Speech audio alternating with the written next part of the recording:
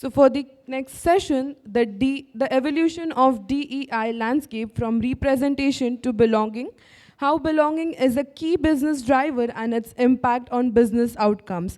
To do this, I would request Ms. Vineeta Mittal, HR Director India, Citrin Cooperman, to be on the dais.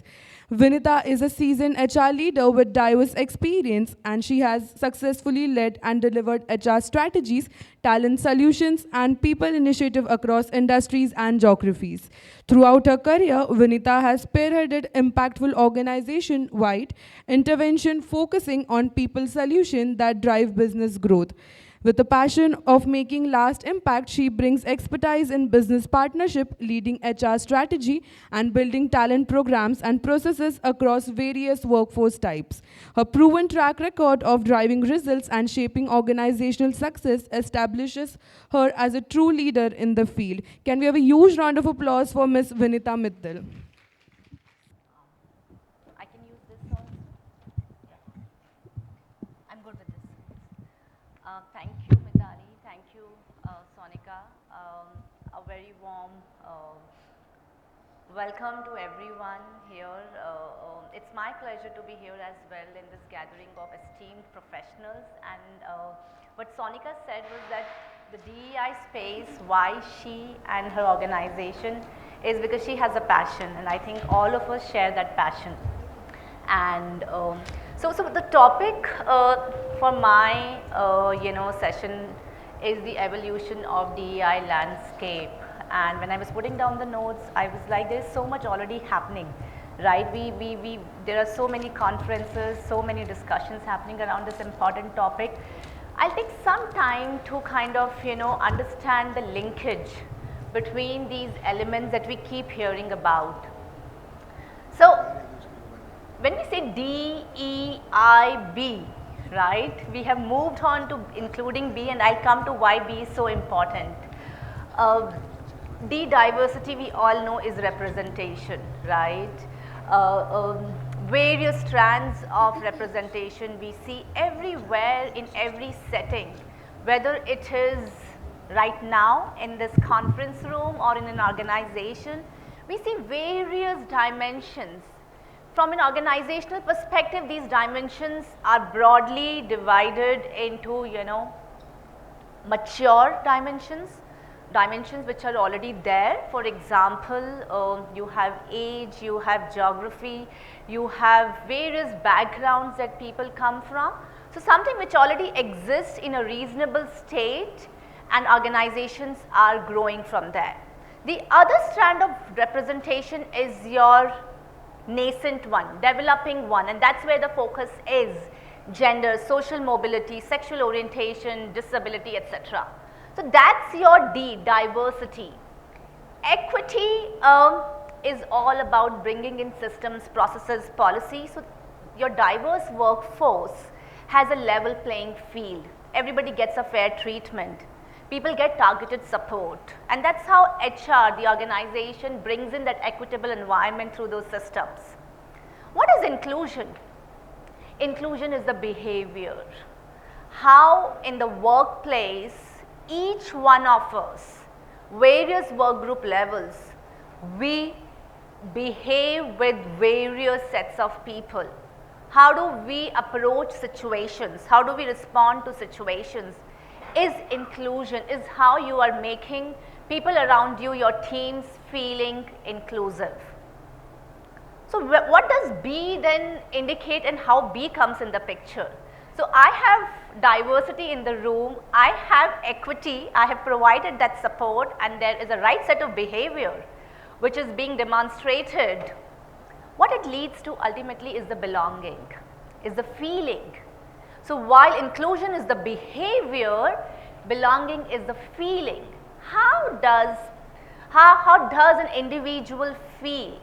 How does the team feel?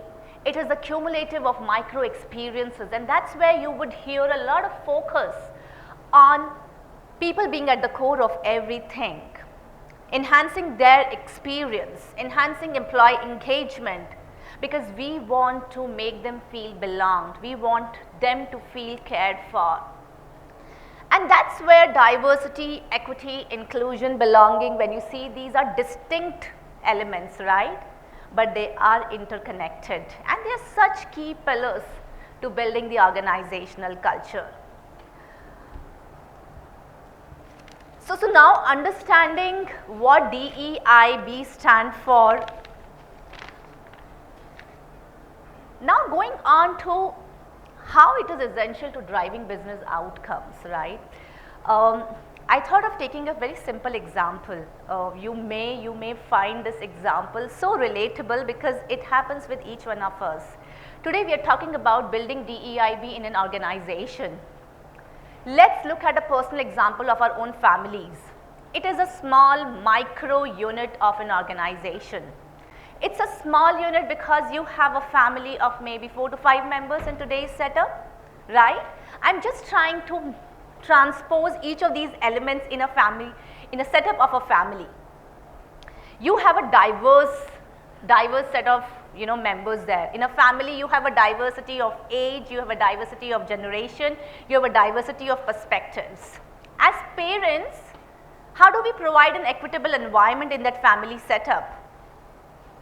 So we have our children, we know what their strengths are and we try to work on building those strengths, and we also know what their areas of improvement are, and you take those targeted steps, right? So one child may need some extra classes, you provide those extra classes. One child may need more time to kind of come up the curve. So that's how you're providing an equitable environment. And then you see how you are behaving with them in the setup. How are you responding to those situations? When they do something which is not right, what steps do you take? A carrot and a stick policy? Are you empathetic to them, or you just go and react? Right? We have done I think all parts of this, because that's a behavior. How do you approach a situation? Now think of belongingness from the perspective of the children. As parents, as a parent, my role is to ensure that my child is feeling belong in that particular setup, in the family. A child who feels that my parents are with me, I'm cared for, I'm taken, my parents invest in my growth, in my learning, are the ones whom you will see, they will come to you and they'll bring new perspectives, they'll bring new ideas. They will ask you questions, they will be curious, and that is what every organization wants from its people. They want their people to be happy, their people to feel engaged, their people to be curious, their people to bring in ideas, new thoughts, new perspectives. And that's where belongingness gives you those benefits.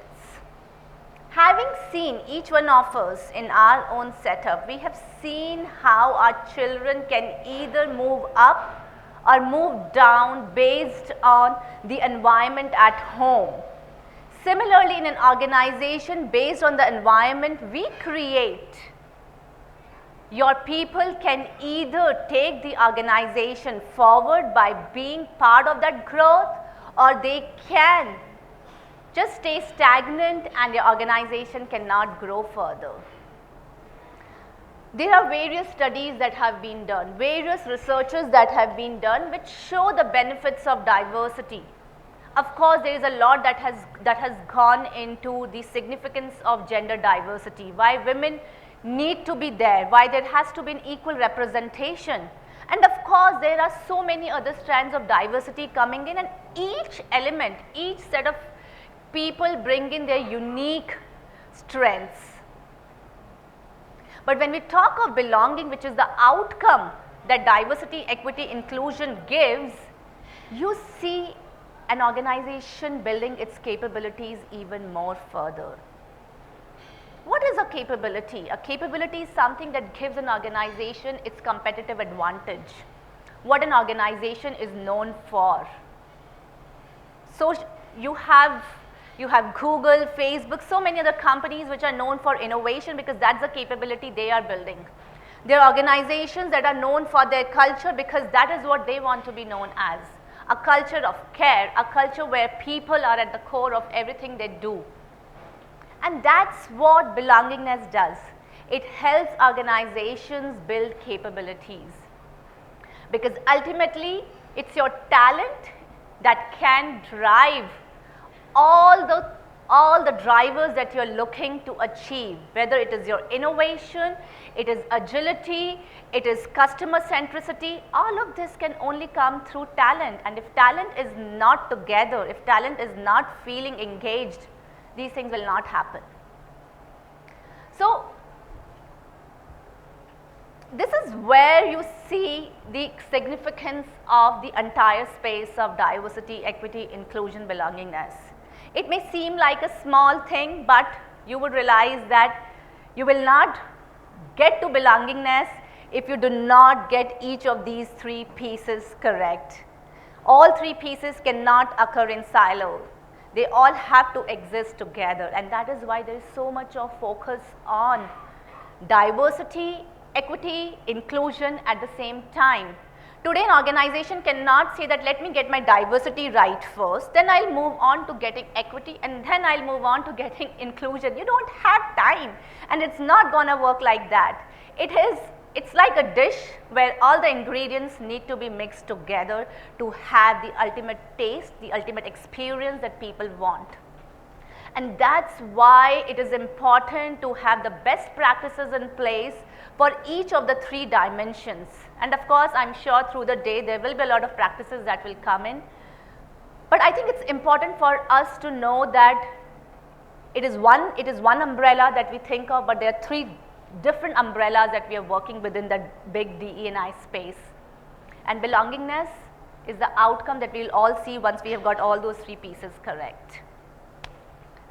I think that's what I wanted to convey. I just thought it's the beginning of this event, and maybe some context to what DEIB stands for. I can share a lot of practices. Do we have time, Mitali? I think I had 10 minutes. 5 minutes? Okay. So I think one of the practices I would like to talk about, which is in the space of building equity, is about so organizations where I have worked with. Of course, I've joined Citrin Cooperman. It is a firm where again DEIB is at the core. It's something that we really feel that it's important to build in the organization. Prior to Citrin Cooperman, I was working with other firms where I again did a lot of work in the area of DE&I. One of the programs that I worked on and that actually resulted in a lot of engagement was giving a targeted support to women. We all know that women today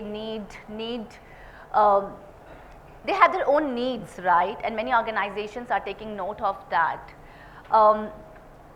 Sabbatical program or return to work program, many organizations have that, but I don't think many organizations are yet to see that impact, because there are a lot of barriers, hindrances that you see in accepting candidates who are coming back after a long gap in their career. I'm myself a returning mother. I took a break in my career, and my time things were not as inclusive as they are now, where organizations are open to welcoming women who are joining back after a gap. It was a challenge for me, but of course I think I found my way. But what I was more passionate about was, because I had been through those experiences, I knew the kind of support women need when they embark on the motherhood journey. When they're trying to make a career come back, they need a lot more support. So bringing in those targeted programs so that they get the coaching support right from the time they embark on the motherhood journey, to coaching them when they have returned and they are transitioning back to the workplace, to providing a program which talks about how women who are coming back after a gap are actually adding more value, because they are coming back with a newer set of skill sets. There are certain sets of competencies they have gained when they were on a break, which we do not realize, and organizations do not realize, that women are coming back armed with more capabilities. It's just that we need to give them that environment so that they are able to do their work effectively. So I think there's a lot that we can do in this space, but I would like to conclude by saying that just like we cannot take human out of human resources, you cannot take out the significance of belongingness, because that is what is going to give a competitive advantage to organizations if they want to sustain their growth. So we all need to work towards giving that exceptional experience to our people. Thank you. Thank you so much, Miss Vineeta. And to do the honors, I would request Miss Sonika to be back on the stage for felicitating Miss Vineeta.